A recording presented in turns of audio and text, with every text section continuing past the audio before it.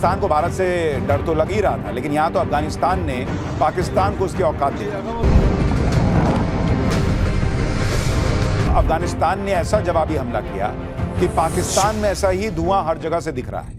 Middle east में हो रहे धमाकों के बीच पाकिस्तान में भी धमाके होने लगे। पाकिस्तान को भारत से डर तो लग ही रहा था, लेकिन यहां तो अफगानिस्तान ने पाकिस्तान को उसकी औकात दी। पाकिस्तान ने अफगानिस्तान को जरा सा छेड़ा, जिसके बाद अफगानिस्तान ने पाकिस्तान को ऐसा फोड़ा है कि उसका दम निकल रहा है।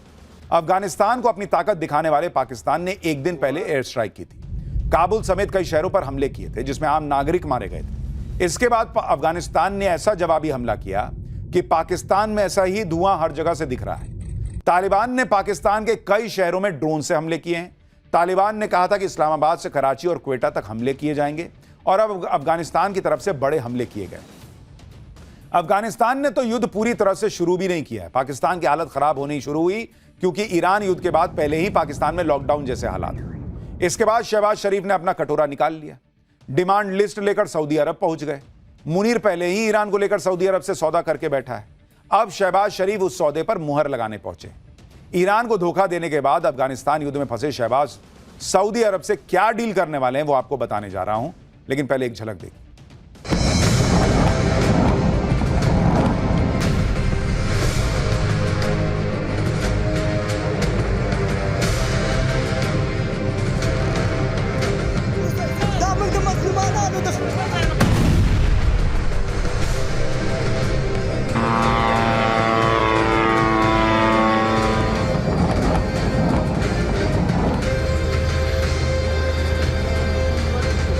हुआ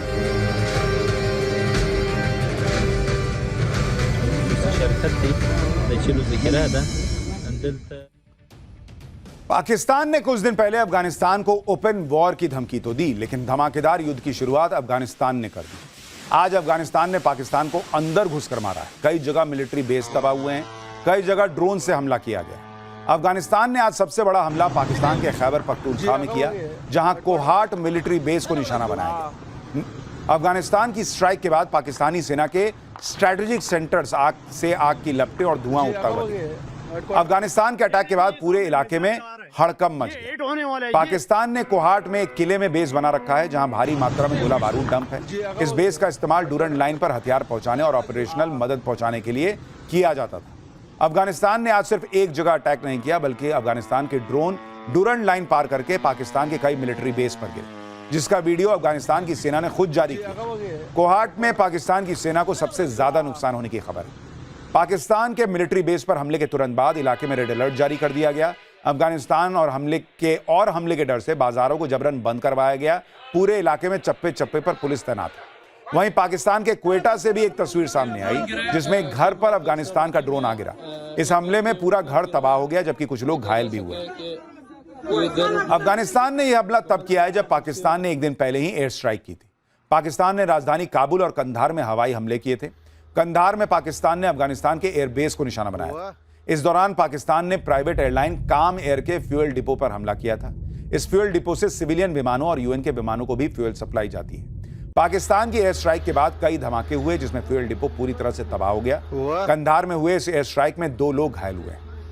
इधर अफगानिस्तान ने पाकिस्तान के कई शहरों को धुआं कर रखा है। उधर पाकिस्तान ने कटोरे वाली मिसाइल दाग दी। ये मिसाइल जहां गिरती है उसमें ये भीख मांगने के लिए शहबाज शरीफ निकल आते हैं। जंग के बीच इस बार शहबाज शरीफ अपना कटोरा लेकर सऊदी अरब के दरबार में हाजिरी लगा रहे हैं, क्योंकि मुनीर को भी पता है कि बिना पैसे के न जंग लड़ी जा सकती है और न देश चलाया जा सकता है।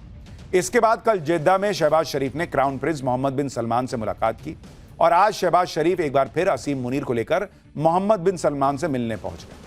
पाकिस्तान ने ईरान को लेकर सऊदी अरब से क्या सौदेबाजी की है ये तो नहीं पता, लेकिन आप देखिए कि पाकिस्तान किस कदर गिरा हुआ देश है।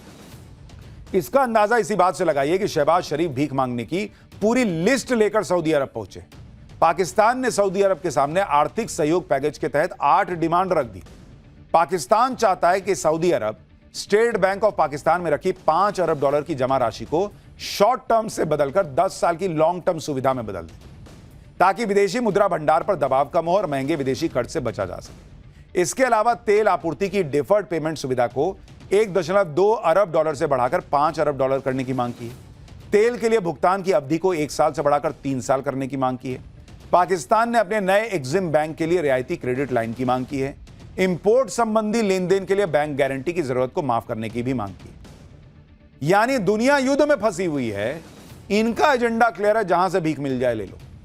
शहबाज शरीफ सऊदी अरब से भीख मांगने तब पहुंचे हैं जब पाकिस्तान आईएमएफ से 7 अरब डॉलर के फंड की बातचीत कर रहा है, मतलब वो एक अलग भीख है। उस बीच इधर से भी भीख लेने पहुंच गए। ये तो इस देश का हाल है। लेकिन पाकिस्तान के लोग भी सोचते होंगे कि सरकार खुद अपना नोट छाप ले,